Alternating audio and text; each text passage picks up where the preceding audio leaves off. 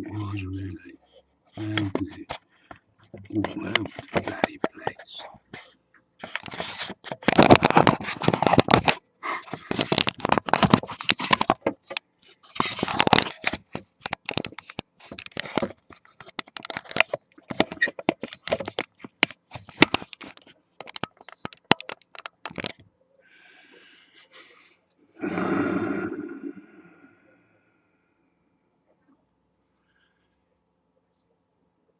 David Cameron is a corporate fascist dictator and is in the pockets of international bankers. And the EU is in the pockets of the international bankers. So when you really think about it, with David Cameron being in servitude to the bankers of the City of London and the Bank of England, which is privately owned and has been since 1812, or was it 1815? 1815, I think.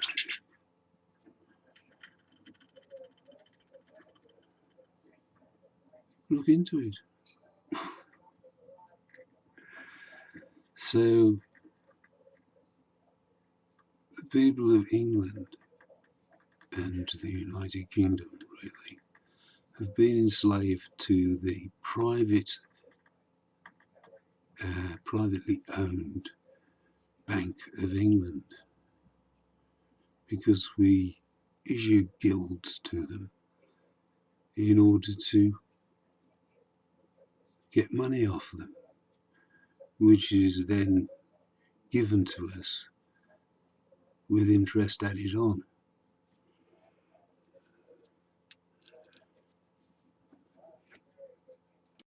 European Central Bank is owned by private, secret individuals, just as the Bank of England is owned by private, secret, international individuals. It's all a game. It is simply a game of Monopoly. So if we stay in the EU, if we vote to stay in the EU, we stay in the EU following the rules and regulations and laws of the EU as they are according to this new little contract that's being signed. And as we know, contracts can be broken.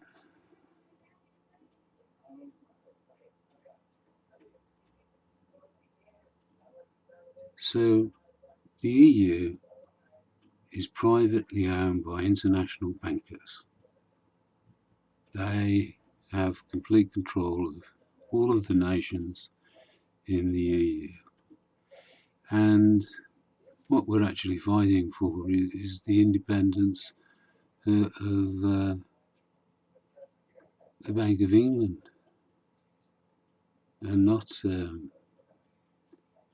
anything else. But the Bank of England is owned by the same international bankers that own the European Central Bank. So when you really think about it, it doesn't matter one jot, one pile of turd, that whether you vote in or out.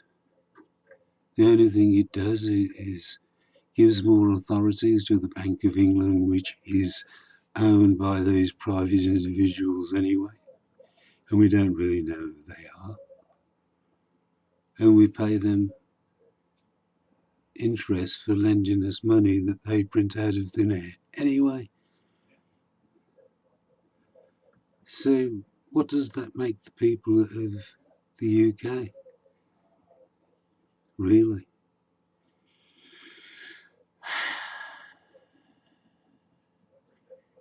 If you vote in, you're voting for the use of the European Central Bank. And if you vote out, you're voting for the use of the Bank of England, which we use anyway. But it's all owned by the same people, the same banking elite. So in or out, it doesn't matter to the leaders, the politicians, and the people that you can't see behind the scenes. It doesn't matter at all whether we're in or we're out. The only thing that's really going to happen if we vote out is international companies will pull out of the United Kingdom and cause enormous job losses, I suppose. Or the opposite could happen, and like the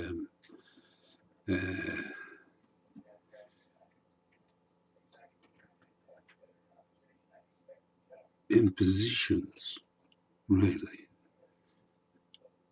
wrongly applied on Putin and co.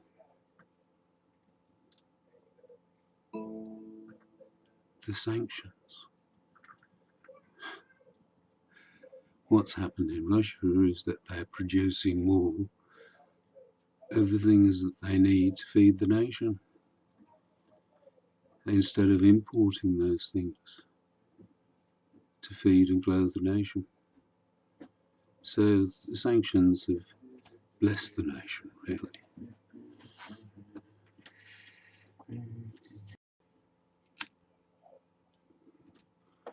The same may be true for the UK. If we lose loads and loads of jobs, perhaps we'll develop more products that can be developed within this nation that we are now importing. But that would take a lot of money in the present system. Just as they have a problem as far as the global warming and pollution really is concerned. Pollution that's causing the deaths of, I think it was 99,000 Europeans a year due to the pollution that we're breathing in. But anyway, that's another story, isn't it? I was talking about the EU and whether the United Kingdom should be in or out. And like I said, and I'm repeating myself, it doesn't matter. It doesn't make any difference whatsoever to the people that are ruling over us. Cameron will still be in his job. Jeremy will still be in his job.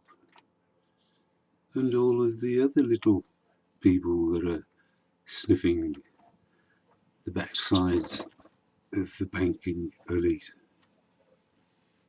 they'll all be there still doing the jobs, whether we're in or we're out.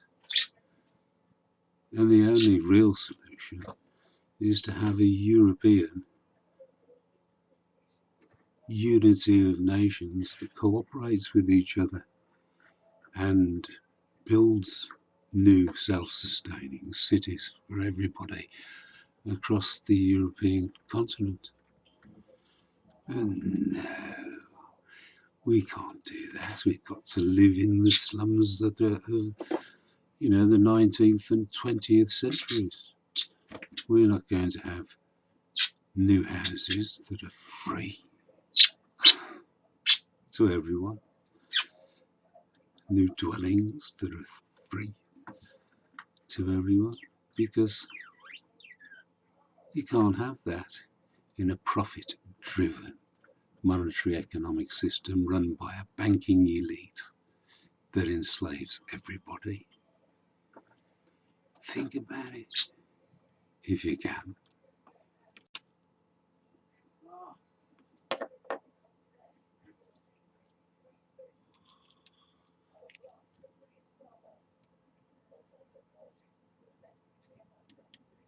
In or out doesn't matter at all. Disraeli said, some things don't matter, and most things don't matter at all.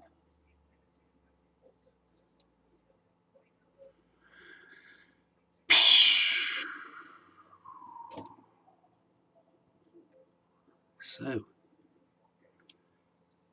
in or out doesn't matter. It's still the same system, and it's still your enslavery to that system. And you live with it, and you carry on living with it, and you don't say, enough is enough. We want to change things. We want a natural law, resource-based economy, which will bring us all into equality across Europe. Europe can do it on its own. It doesn't need any other nation. But any nation that wants to cooperate and be part of the new natural law resource-based economy instead of this crappy system is quite welcome to. So that's what the EU should be talking about. But it isn't. It isn't there to actually give you the best society that 21st century technology can supply to you. It wants to keep you trapped in the system of slavery to the international banking system. I mean, when they lend money out, you've been told loads and loads of times that it comes out of thin air. And it's true, it does, because none of it exists, really. They're thinking of doing away with it anyway, and having it all on the computer. So you never have it in your hand, ever. But who needs it anyway? If you're civilized enough to share, as you should do, because that's what, our faith is supposed to be telling us, that we should share.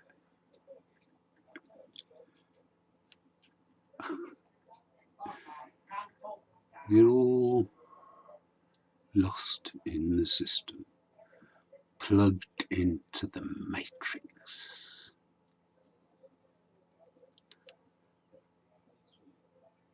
I'm going. See ya.